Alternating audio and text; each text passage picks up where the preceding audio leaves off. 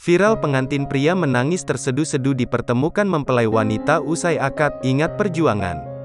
Viral pengantin pria menangis terseduh-seduh saat dipertemukan dengan pengantin wanita setelah akad nikah.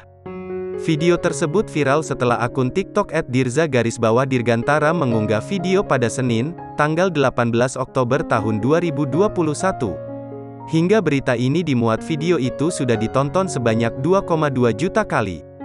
Dalam videonya, pengunggah merekam momen saat mempelai pria menangis. Pria tersebut langsung menangis ketika melihat pengantin perempuan. Di sisi lain, mempelai perempuan tersenyum sambil menatap pria yang sudah sah menjadi suaminya itu. Ketika diarahkan untuk menyambut sang istri, pria itu tetap menangis. Ia pun berusaha menghapus air mata sebelum bersalaman dengan istrinya. Setelah dipertemukan, pengantin perempuan lalu mencium tangan suaminya.